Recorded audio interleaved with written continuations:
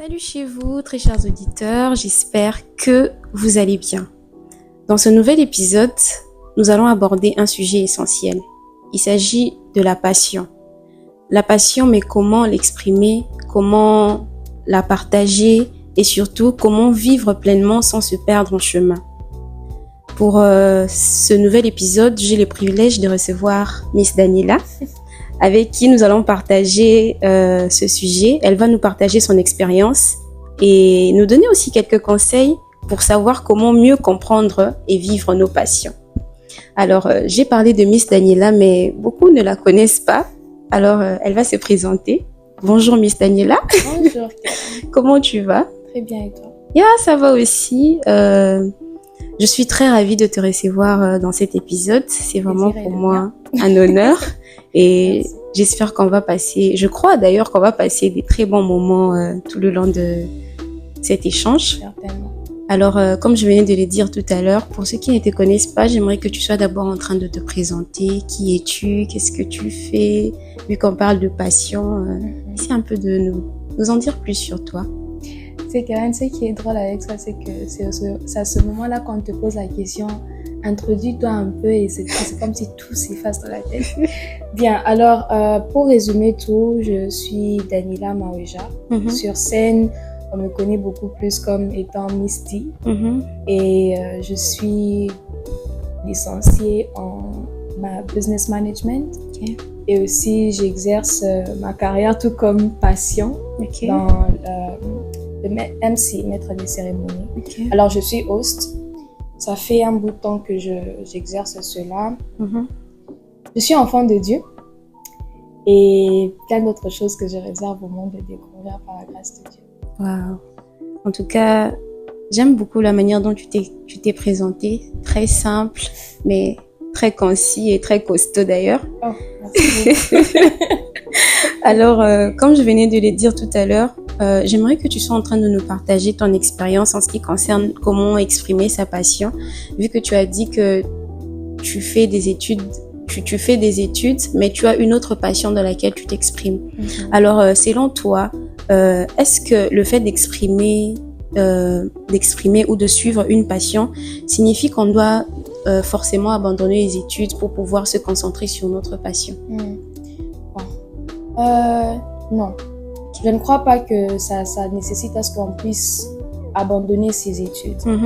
Mais déjà, si on doit aller de base à définir ou à comprendre c'est quoi une passion, cela nous permet de pouvoir avoir une clarté sur est-ce nécessaire pour moi de faire des études? Est-ce nécessaire pour moi même de peut-être même changer de branche, même améliorer, approfondir? Déjà, la passion, c'est tout simplement une énergie, une force en nous, quelque chose en nous dont on est beaucoup plus attiré vers. Il y a une très grande ferveur en nous qui nous pousse vers cette chose. Et généralement, on remarque que c'est ce genre de choses que l'on a la capacité de faire même de manière très naturelle. Pour la petite histoire, avant que je puisse commencer à exercer même le métier de maîtresse de cérémonie, déjà de base, je pouvais m'exprimer en public. C'est vrai qu'il y a le trac, etc. Mais il y avait cette capacité de pouvoir s'exprimer avec une certaine confiance, une certaine allure que j'avais déjà naturellement. Alors, il m'a fallu de pouvoir aiguiser cela pour qu'aujourd'hui, que j'aie beaucoup plus d'assurance à dire ce n'est pas seulement une passion, mais c'est carrément une carrière que je suis en train de bâtir. Et donc, pour mieux répondre à cette question, je dirais, l'essentiel, c'est d'abord de trouver avec cette passion, certes c'est quelque chose qui est en moi, mais qu'est-ce qu'il faut pour l'aiguiser? Qu'est-ce qu'il me faut? Et c'est lorsque vous êtes en mesure de répondre à cette question que vous comprendrez est-ce que ce sont des études que je dois poursuivre ou est-ce que je dois changer ma filière d'études ou est-ce que je dois être encadré par quelqu'un? C'est vraiment comprendre quels sont les éléments qui constituent cette passion pour afin de l'améliorer, mais surtout aussi afin de très bien le faire ou encore mieux le faire. Donc, voilà un peu l'orientation que je donnerai par rapport à ça. Donc, ne quittez pas les études juste comme ça, mais comprenez votre passion consiste de quoi et qu'est-ce qu'il faut pour l'améliorer. Voilà. J'ai aimé une chose que tu venais de dire tout à l'heure, c'est que tu avais déjà compris que tu avais ce talent naturel-là de pouvoir t'exprimer devant les gens et tout. Et tu as juste trouvé le moyen de pouvoir aiguiser ça. Et ça m'amène à cette question de me demander, j'ai entendu beaucoup des gens, d'ailleurs ici dans l'île de Chypre où on se trouve, des gens qui disaient que quand je suis arrivée ici, j'ai dû m'orienter vers un choix de filière dans lequel je n'avais pas choisi. Je suis arrivée, on a choisi pour moi ou les parents m'ont imposé. Beaucoup de gens disent ça. Maintenant, dans ce genre de situation, qu'est-ce que tu dirais à une personne qui a sa passion, il a sa passion, mais ça ne cadre pas avec les études qu'il fait. Déjà aussi que il se retrouve dans un choix de filière qu'il n'a même pas choisi. Comment cette personne pourrait faire pour pouvoir nourrir sa passion dans ce genre de situation? Bien. Déjà, il y a un petit adage qui dit « tout chemin mène à Rome ». Okay? Et lorsqu'on comprend cela, si on doit appliquer ça dans le cadre de je me retrouve en train de faire quelque chose que j'ai pas forcément choisi, je dirais il y a plusieurs manières de pouvoir atteindre un certain objectif. Et aussi, il faudrait savoir que notre destinée ou bien nos passions, c'est pas une ligne droite. Il y a de ces choses qui sont complémentaires à l'exercice de notre passion. Il y a des choses qui sont complémentaires. Tu peux te retrouver aujourd'hui en train de faire le droit. Et toi, tu es passionné d'entrepreneuriat. À première vue, tu te dis, mais qu'est-ce que je fais ici? Mais si tu poursuis cela, tu te rendras compte que tu as besoin de cette connaissance dans le droit, même lorsque tu seras en train d'exercer l'entrepreneuriat. Mais à première vue, ça saute pas sous les yeux. Tu te dis certainement, je suis en train de perdre mon temps. Oui, c'est vrai, il y a de ces cas où vous devez vous arrêter et vous dire, ce que je suis en train de faire ici, est-ce que c'est en train de contribuer à ce que je veux vraiment faire? Si vous êtes capable de répondre à cette question, alors vous saurez, dois-je arrêter ou est-ce que je dois continuer? Mais une chose que j'ai appris, c'est que il y a plusieurs manières de pouvoir atteindre certains objectifs, certains rêves. Toutes les personnes qui sont dans leur carrière ou etc., ils n'ont pas forcément commencé dans cette même filière. Mais il y a des choses qui sont complémentaires à cela. Tout comme aussi, parfois quand on trouve que c'est pas la bonne chose, c'est pas ce que je veux vraiment faire, on a toujours le droit, la possibilité et le choix de s'arrêter. C'est pas un péché de s'arrêter, même si tu es en 3e année, il est jamais trop tard pour se dire non, c'est quoi, j'ai perdu mon temps ici, je crois que je dois me réorienter. Alors tout est question juste encore je reviens à la première chose que j'ai dit, comprends qu'est-ce qui constitue ta passion. Exactement. Et tu sauras mieux qu'est-ce qu'il faut pas, est-ce que je dois continuer, est-ce que je dois arrêter. Donc, voilà. Ok. Et lorsque maintenant je comprends exactement en quoi constitue ma passion, comme tu venais de le dire, est-ce que tu penses qu'il y a une façon particulière de pouvoir exprimer sa passion? Ok, j'ai découvert quelle était ma passion, j'ai compris que je pouvais combiner ma passion et mes études, mais comment maintenant je peux mieux exprimer cette passion? Est-ce qu'il y a une technique, je sais pas moi, un chemin qu'il faut suivre d'une certaine manière? Comment mieux exprimer sa passion? La passion s'exprime de manière très individuelle, très propre à chacune des personnes. Mais j'aime comment elle trouve son moyen de... Par exemple, je peux te donner un exemple. Tu fais des podcasts. Tu aimes bien ce que tu fais. Il y a quelqu'un d'autre qui est peut-être passionné aussi de cela. Il a la même passion, mais la manière de l'exprimer est très différente. Alors, c'est quelque chose de très propre à soi. Mais je dirais que lorsque l'on comprend en quoi consiste la passion que l'on ressent, on sait mieux comment l'exprimer. Par exemple, je chante, ok? L'une des manières dont tu vas exercer ta passion pour la musique, c'est par le chant. Tout comme il y a des personnes, ils expriment leur passion pour la musique dans l'arrangement des sons, dans l'arrangement des chœurs, par exemple. Donc, ça s'exprime de manière très différente, mais tout va ça consiste à faire quoi? Et ensuite, vous laissez cela s'exprimer au rythme de votre identité, votre personnalité. Ouais, c'est un peu comme les artistes. Eux tous, ils aiment l'art. Mais la manière dont ils expriment cela, c'est propre à eux. Il y a des gens aujourd'hui, ils sont capables juste des bouteilles en plastique qu'on peut négliger. Ils vous font des œuvres d'art. Tout comme il y a certaines personnes, il leur faut un pinceau et un peu de peinture, il te fait quelque chose. Récemment, j'ai vu quelqu'un, il était capable de prendre différents types de sable des différents déserts. et fabriquer tout un tableau avec. Donc, l'expression de sa passion, c'est vraiment quelque chose qui est rattaché à son identité. Et aussi lorsqu'on a compris en quoi consiste ce que je suis appelée à faire, en quoi consiste ce feu qui existe en moi, ça me conduit à faire quoi. Donc, il faut vraiment s'écouter, savoir s'écouter et être orienté à pouvoir mieux le faire. Exactement. Et je comprends aussi que la meilleure façon d'exprimer sa passion, c'est de comprendre que on se découvre. Exactement. Lorsque tu comprends qu'en exprimant ma passion, je me découvre, tu ne vas pas courir à gauche et à droite pour chercher à obligatoirement être excellent, mais tu vas juste te laisser aller pourvu que tu arrives à accomplir ce que tu veux accomplir. Il y a des personnes qui vous disent, moi je suis passionnée de musique et tout, mais elle ne comprend pas que cette passion qu'elle a pour la musique, c'est pas forcément par le chant qu'elle doit l'exprimer. Peut-être que ta passion pour la musique va mieux s'exprimer en conduisant un chœur, en faisant des arrangements de son.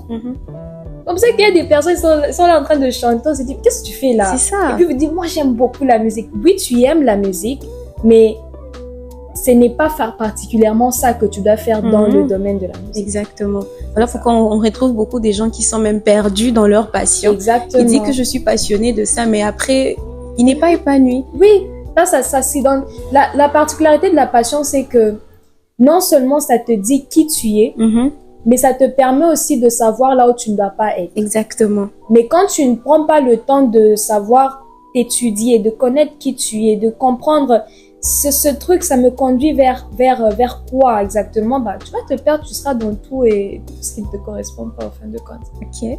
Et en parlant de se perdre, comme tu venais de le dire, que faire maintenant si je me retrouve à avoir plusieurs passions? Parce que il est possible d'avoir plusieurs passions. Je peux aimer la musique, le chant, je peux aimer la lecture, l'écriture. Je connais des personnes qui sont tellement... Moi, j'ai dit que j'aime la lecture, mais j'en connais d'autres qui sont alors très, très passionnées de la lecture. Je me dis, comment maintenant je fais si j'ai plusieurs passions? Quel serait ton avis selon toi pour pouvoir gérer? Bien, étant moi-même dans ce cas, c'est quand même une question assez pertinente, mais sur base d'expérience personnelle, je dirais que tout n'est pas à faire au même moment. Okay. Il y a de ces passions qui se découvrent et même s'exercent à une nouvelle étape de notre vie, à une autre saison de notre vie. Mais aussi, il peut s'avérer que les différentes passions que nous avons sont complémentaires. Par exemple, tu es passionné de cuisine, mais tu es aussi passionné de marketing, du monde du marketing. C'est complémentaire parce que non seulement tu vas faire de la cuisine, mais aussi tu es passionné de quelque chose qui va promouvoir ce que tu es en train de faire. Et donc, il faudrait savoir identifier quelles sont les choses que je fais maintenant qui sont complémentaires l'un à l'autre, mais aussi il faudrait avoir de l'objectivité, avoir une vision. C'est-à-dire, si je sais où je suis en train d'aller, et si aussi j'ai un bon encadrement, je saurais identifier maintenant là, qu'est-ce qui est essentiel à faire. Ne pas être en mesure de savoir cela fera en sorte que non seulement tu vas t'épuiser, parce que là maintenant tu voudras toucher à tout, tu vas t'épuiser, mais aussi tu ne seras pas en mesure de vraiment très bien faire cela. Et du coup, dans un domaine où tu pouvais te distinguer, tu deviens comme tout le monde. Et on n'a pas besoin de 10 généralistes. Parfois, on a besoin d'un expert. Donc, il faut savoir juste identifier en ces temps ici, je suis appelée à faire quoi. Et d'où j'accentuerai aussi, j'accentuerai cela en disant qu'il est important, c'est là qu'il est très important d'avoir des mentors, des coachs, des personnes qui sont capables de vous dire, certes, tu peux faire ceci, mais ce n'est pas parce que tu peux faire quelque chose que tu dois le faire à ce moment-là. Donc, il faut vraiment, ça demande vraiment que tu aies une vision, mais que tu aies aussi un guide. Pour ceux qui n'ont pas peut-être de guide, le Saint-Esprit est là pour nous aider. Moi, je suis chrétienne. Le Saint-Esprit a de moi te dire, non, à ce moment-là, tu vas pas te focaliser sur carrière musicale, tu vas te focaliser sur autre chose. C'est un peu ça. Ce que tu venais de dire d'ailleurs répond un peu à la question que j'allais te poser. Sur le fait de, est-ce que on doit forcément suivre tout ce qui nous passionne ou ça doit aller graduellement? Mais comme tu venais de l'expliquer, il faut savoir que chaque chose a son temps. Peut-être pour le moment, je dois me concentrer sur X et après, je vais avancer pour pouvoir... parce que des fois, on a l'impression, surtout quand on vient de suivre les genres de motivation qu'il y a de nos jours ici. Ouais, tout d'un coup, tu veux tout faire. Tu sens que tout se réveille en toi. Exactement. Je me rappelle, j'avais vraiment un moment comme ça dans ma vie où je voyais, il y avait une personne que je suivais et je la voyais. En même temps, elle est en train de faire de la musique. En même temps, elle est en train d'écrire des livres, elle est en train d'écrire des conférences et tout. Et quand je l'entendais parler, mais tout au moins, d'ailleurs, même, je me suis sentie comme si, c'est comme si je suis en train de perdre le temps. C'est comme si je suis en train de rien faire et tout. Mais après, par la grâce de Dieu et aussi en écoutant aussi certains conseils de certaines personnes, c'est très important d'avoir des personnes que vous écoutez. Et c'est là que j'ai compris que, wait, tu n'es pas en retard. Tu es en train de faire exactement ce que tu dois faire là maintenant. Viendra un temps où tu pourras faire soit tous d'une manière beaucoup plus structurée et viendra un temps où tu feras autre chose. Donc c'est un peu ça. Exactement. Je suis passée aussi par la même chose, je me rappelle. Je me disais, je voyais les gens qui faisaient des émissions et tout, des podcasts. Je me disais, j'aime faire des podcasts. Je dois me lancer à fond et tout. Et puis, je regarde, j'ai pas des matériels et tout. Et puis, je vois, j'aime aussi écrire. Et je me disais, je dois finir mon livre. Genre, je me mettais une pression là. Et là, tu vas te frustrer d'ailleurs. Mais après, quand j'ai compris que je dois faire les choses selon mon rythme à moi, selon la manière dont le Saint-Esprit me dirige, c'est là que j'ai appris vraiment à m'apaiser et juste à suivre le timing de Dieu. Parfait. Sinon, on est tous perdus. Tu vas te retrouver vraiment en train de poursuivre. Moi, j'ai un oncle qui dit toujours, on ne poursuit pas deux lièvres en même temps. Donc, c'est un peu ça. Alors, maintenant, on va parler de passion et spiritualité. Vu que on est en train de parler de la passion selon la lumière de la parole de Dieu. Et en tant que chrétienne, penses-tu que suivre sa passion, c'est simplement une question d'épanouissement personnel ou que cela peut aussi être une dimension spirituelle ou biblique? Ok. J'aimerais avoir un peu de clarté sur qu'est-ce que tu veux dire par une dimension spirituelle. Ça veut dire, est-ce que tu penses que bon, pour enlever le côté spirituel et dimension spirituelle, je change juste des termes, je dirais. Est-ce que tu penses que le fait de suivre sa passion, c'est vraiment la volonté de Dieu ou c'est juste une chose sur laquelle l'homme s'accroche pour pouvoir s'épanouir personnellement? Absolument. En fait, je trouve que les deux vont ensemble. Ok. Par exemple, tout ce qu'on a reçu comme passion, comme aspiration, moi je vois ça comme des dons que Dieu te fait tout simplement. Exactement. Et lorsque tu comprends que c'est un don que j'ai reçu, ça veut dire que je ne peux pas en faire ce que je veux. Mais ça veut aussi dire que c'est là que Dieu a placé mon bonheur. C'est en faisant cela que je vais me sentir beaucoup plus épanouie. Et d'où je me rappelle même des paraboles des talents. Le maître avait laissé différents talents à différentes personnes. Lorsqu'il est revenu, il a trouvé que certains avaient produit, certains n'ont pas investi avec cela. Et il était mécontent de cela. Et on remarque une chose, ceux-là qui avaient eu la possibilité de reproduire, multiplier cela, non seulement le maître était content de cela, mais aussi ils ont reçu une récompense. Et si on doit mettre ça de manière beaucoup plus pratique, cette récompense, certainement, ils se sont réjouis de cela. Et d'où ça fait allusion au fait à l'épanouissement personnel que l'on reçoit en exerçant cela.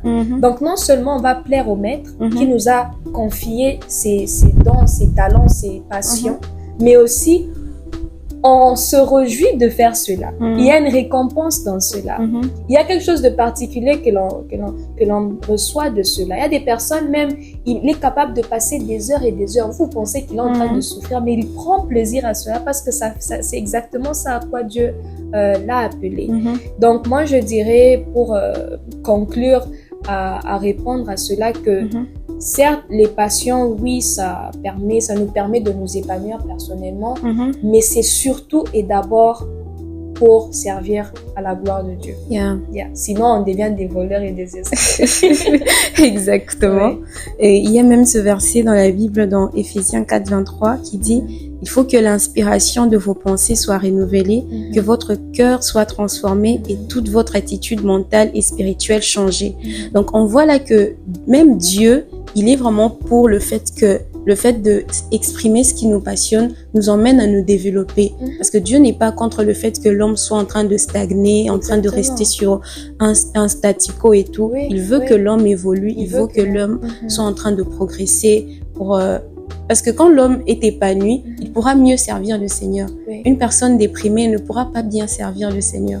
Il viendra à l'église, tout ce que le pasteur dira, ça va même pas l'intéresser. Exactement. Mais quand une personne se sent épanouie, elle a la force de pouvoir servir le Seigneur de tout son cœur et sans qu'on ait à le suivre derrière et tout. Oui. D'ailleurs, même ça me rappelle, il y a un passage dans le livre de Proverbes qui, je vais paraphraser, mais ça dit que les dons d'un homme, là je traduis carrément parce que je me rappelle mieux de ce verset en anglais. Okay. Ça dit the gifts of a man presents him to like high places or great people. Pour tout simplement dire que les dons d'une personne font de l'espace pour lui auprès des rois, auprès des grands. Alors, il n'y a qu'un Dieu qui nous aime et qui veut notre épanouissement personnel, qui nous permettrait d'avoir ses passions, ses dons. Exactement. Afin de nous permettre d'avoir accès à des autorités, à plus grands lieux, à des plus grandes choses d'ailleurs. Donc, c'est vraiment très important d'avoir d'abord une base et cette base doit toujours être que mes dons, mes passions, ma vie doit servir Dieu parce que je n'ai pas reçu ça de moi-même, c'est lui qui m'a confié cela. Et ensuite, il va se charger de nous accorder la joie dans ce que nous sommes en train de faire. Yeah, exactement. Et il y a un terme qui vient souvent lorsqu'on parle de passion. On parle souvent de passion et de vocation. Okay. Et je sais pas si tu as un avis particulier par rapport au fait de pouvoir différencier les deux. Comment tu vas différencier la passion et la vocation? Et est-ce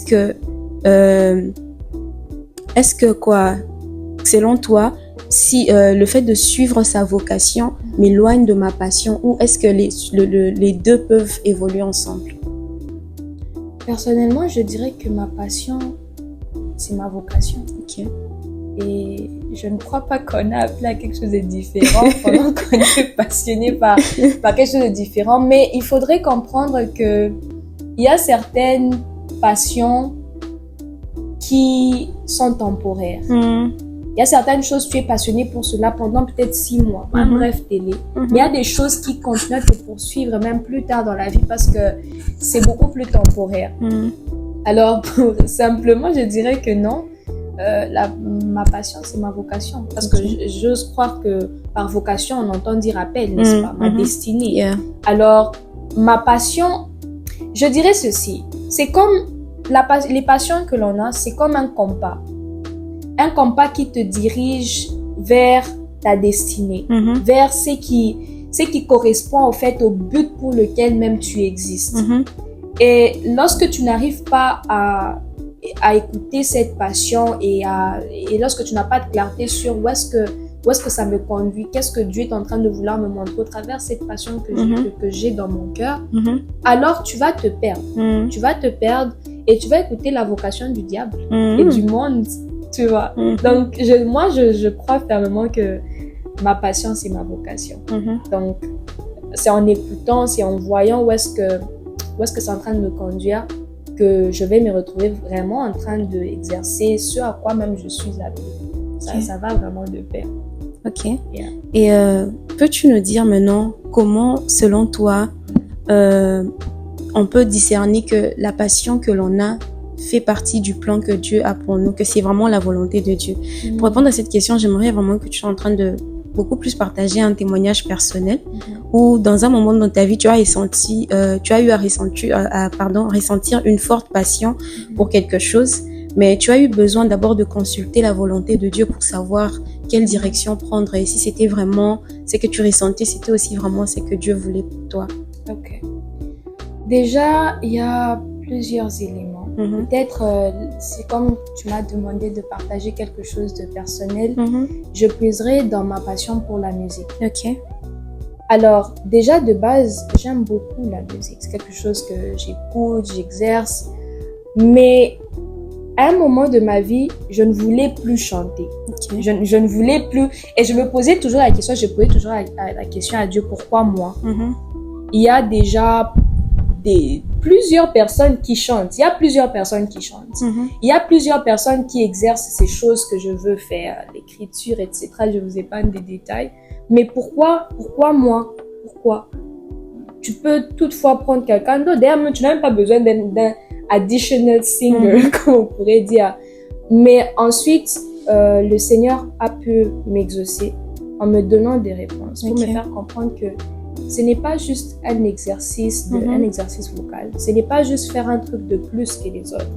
Il faudrait savoir que c'est que toi, tu as reçu. Ça ne peut peut-être pas bénir 10 personnes ou 10 000 personnes. Mais parfois, la voix que Dieu t'a donnée, c'est juste pour une seule personne. Exact. Et juste par le fait qu'une seule personne sera touchée par ton chant, l'écriture de tes chansons, cela suffit. Cela est suffisant. Parfois, on se met la pression parce qu'on se dit, non, moi je veux... C'est pas mal de rêver grand, de dire, moi je veux être comme Don Moon, je veux être comme Kira Shield, je veux être comme toutes ces grandes artistes, etc. Ce n'est pas mal. Mais il faut savoir que on n'a pas besoin du témoignage de 10 000 personnes pour savoir que Dieu agit au travers de nous. Parfois, c'est une seule personne, tout simplement.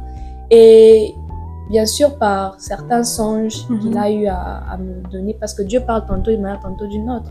Pour certains, peut-être, ils ont reçu une prophétie. Moi, c'était par un songe que j'avais vu. Peut-être plus tard dans la vie, je partagerai c'était quoi le songe.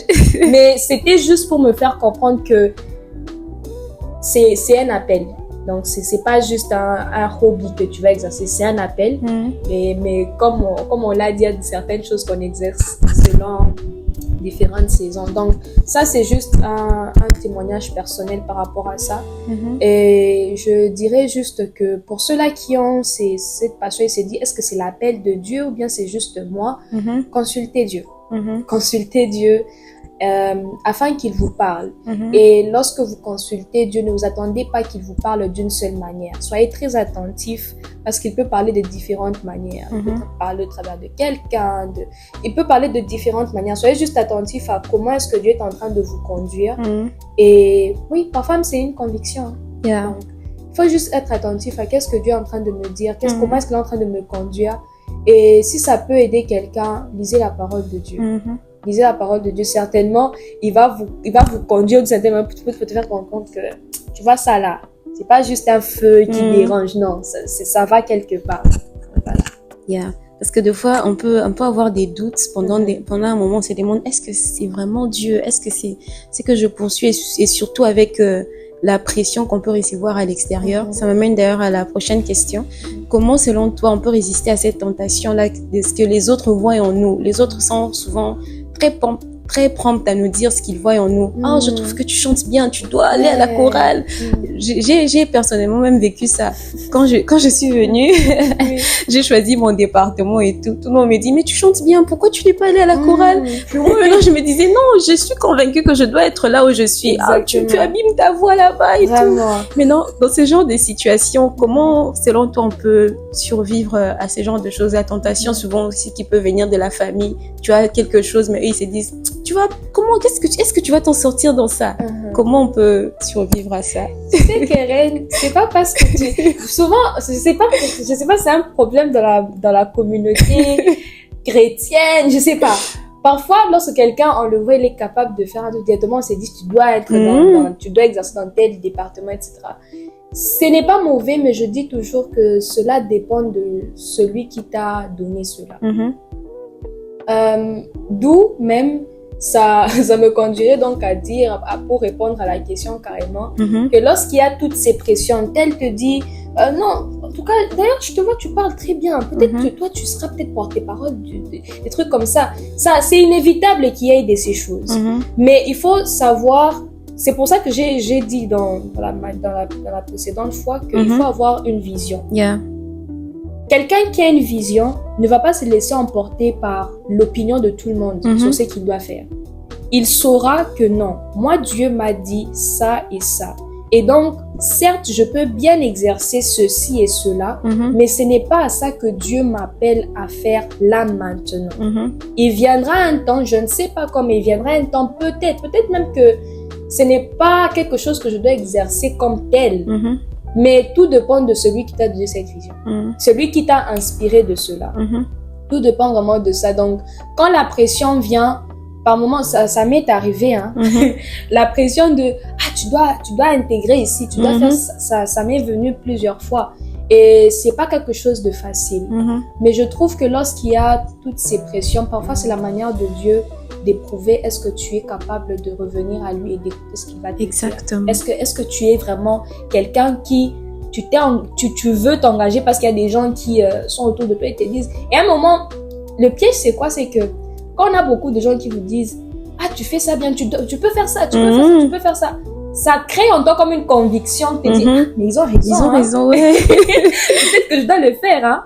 Mais moi, je trouve que c'est vraiment une épreuve que Dieu peut permettre dans la vie de quelqu'un, tout simplement pour éprouver est-ce que tu es quelqu'un capable de te soumettre à sa voix et de se soumettre à la vision qu'il t'a donnée. Dans ta vision, c'est là qu'il y a ton mandat, c'est là qu'il y a ta mission.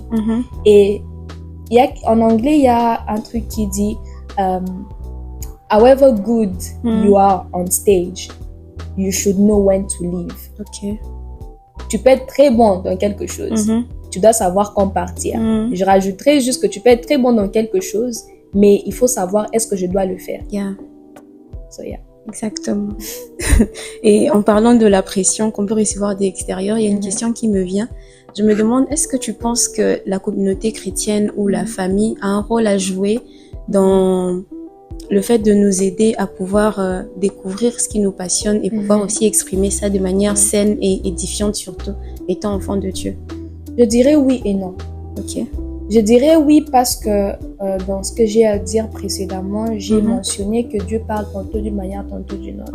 Donc, il est possible que Dieu passe par des personnes autour de vous, la famille, l'église, des amis, pour vous faire réaliser qu'il y a quelque chose en vous que vous n'êtes pas en train de prendre conscience, qui vous correspond et que vous pouvez exercer. Mais je dirais aussi non, parce que lorsqu'il s'agit de ton appel et ta passion, c'est quelque chose de vraiment très personnel, où de base, il faudrait que tu aies une certaine révélation, que tu aies une certaine vision aussi. Il y a de ces personnes, ils ont pu avoir une direction par rapport à leur passion, c'est au travers des gens. Il y a des autres aussi qui ont reçu la vision venant de Dieu, et ils se sont lancés directement. Par exemple, il y a Noé dans la Bible. Noé, il reçoit la vision de bâtir l'arche, mais c'est Dieu qui le parle. Cette vision, il la reçoit de Dieu. Et Noé travaille avec ardeur, avec ferveur à bâtir l'arche de Noé. Il est en train de bâtir avec beaucoup d'ardiesse. Il était devenu passionné par rapport à cela. Il a commencé à se dédier par rapport à cela. C'était par rapport à une vision qu'il a reçue de Dieu, une instruction qu'il a reçue de Dieu. Mais on remarque aussi qu'il y avait des gens qui n'étaient pas vraiment en accord avec ça. Il y avait des gens qui certainement trouvaient ça absurde. Ils disaient, peut-être même que Noé était bon dans autre chose, mais tout d'un coup on le voit au commis charpentier. Tu vois un peu comme à qui on te dit, au commis charpentier, les bandits bonis, tu vois un peu.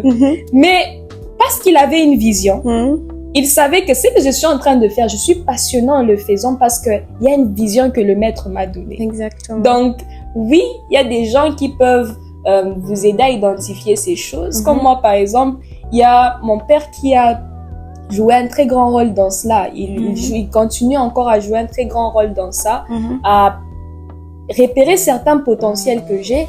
Et aussi, j'ai un minimum de personnes, je crois même pas qu'ils dépassent 5, qui ont pu parfois même m'aider à comprendre. Tu sais ce que tu es en train de faire, c'est pas... Tu es doué en fait dans ça. Like, you know, regarde un peu plus en profondeur par rapport à ça.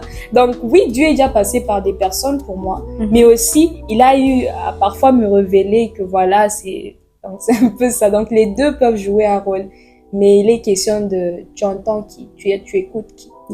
C'est très important aussi de savoir faire le tri des personnes qu'on entend. Sinon, après, on se retrouve perdu. Ah oui. On va même entendre aussi la voix du diable parfois. Exactement. Dans la confusion et on n'arrive plus à savoir qu'est-ce que Dieu a voulu nous dire et nous communiquer. Ouais. D'ailleurs, ce que tu es en train de dire me rappelle de Jésus qui était tenté. Quand on regarde toutes ces tentations-là, c'était des choses que Dieu était capable de changer des pierres en pain. Il était capable de faire cela. C'était en lui. Mais juste parce que, mais à cause du fait que la personne qui était en train de lui parler, ce n'était pas Dieu. Yeah. Alors, il ne pouvait pas obéir à cela. Mais imaginez-vous une seule minute si Jésus avait dit, bon, après tout, moi, je suis fils de Dieu, hein, je peux le faire, après j'ai faim. Je me fais un bon burger là avec le pain. Mais qui est-ce qu'il a choisi d'écouter? Il a choisi d'écouter la voix de Dieu. Et il a clairement dit, il est écrit, il a aussi répondu, il est écrit, tu ne tenteras pas le Seigneur ton Dieu. Certes, la parole que tu dis, elle est vraie. Si je me jetais, il enverrait ses anges pour me sauver, mais il est dit que tu ne vas pas tenter Dieu. Donc, vraiment, c'est une question de tu écoutes qui. Exactement. Ouais. Tu écoutes qui. J'aime bien cette question. Elle me parle beaucoup d'ailleurs. Wow, c'est bien. Alors, on va terminer avec cette dernière question qui sera même pas une question, mais un conseil que tu pourrais donner à une personne qui s'est lancée dans sa passion et tout, mais qui a rencontré des obstacles, des échecs.